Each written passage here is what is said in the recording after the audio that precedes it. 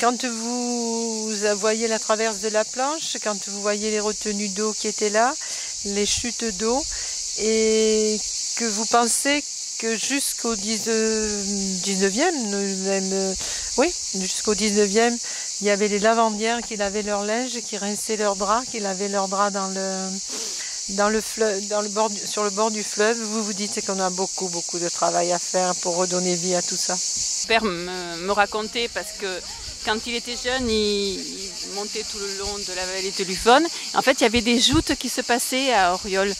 Donc, ils fermaient de chaque côté le fleuve et ils organisaient des joutes. Et je crois qu'il y en avait aussi à Roquevert. Voilà. Et je trouve que c'est difficile à imaginer maintenant ce genre de choses, mais voilà, pour lui, c'était des très bons souvenirs. On n'avait pas de piscine, on avait une Louvonne. C'est-à-dire qu'on passait tous nos après-midi à Louvonne. Et il y avait une anecdote, il y avait 3 zones d'apprentissage.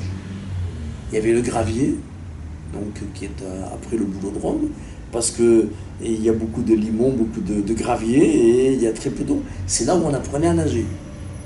Une fois qu'on était confirmé, on allait un peu plus haut, à la cascade Saint-Vincent, parce que là, on avait de l'eau jusqu'ici, et on pouvait prendre un peu plus de risques sans trop non plus en prendre. Et à la fin, parce que nous savions nager et que nous étions en capacité, puis en plus qu'on avait l'âge. Puis on allait au barrage, voilà, donc au bord de l'Uvonne, le barrage qui était monté derrière, qui était assemblé, il y avait des planches. Et là, c'était le grand bain. Des souvenirs de la partie qui était à l'amont du village, donc qui n'était pas polluée, où là, les garçons de mon âge pêchaient les truites dans les trous à la main. Voilà, donc. Alors pour moi, le fleuve de l'Yvonne est un potentiel énorme pour la ville de Marseille. C'est une grande chance pour la ville de Marseille. D'ailleurs, il ne faut pas s'y tromper, nos ancêtres, les Gaulois qui étaient là 600 ans avant Jésus-Christ, l'utilisaient déjà. Ensuite, les Romains pour commercer avec les Grecs.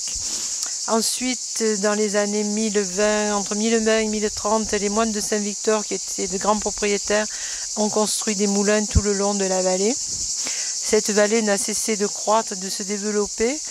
Dans les années, au XXe siècle, dans les années 50, à partir même du XIXe siècle, ça a été une grande vallée industrielle.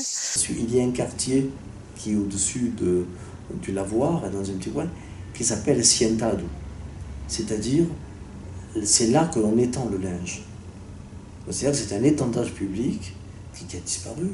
Moi, j'ai connu cet étendage public où les personnes qui louaient leur temps de travail à la lessive, donc les lavandières, amenaient leur linge. Et là, il y avait un brassage interculturel. Je me souviens de Madame Dini, avec sa petite caisse, à côté de ma mère qui s'appelle Zora. Et voilà, il y a un échange. Et c'est vers ça que je me dis qu'aujourd'hui, l'art, en tout cas, c'est ce que je veux au travers de mon art, favoriser ces échanges qui me sont essentiels.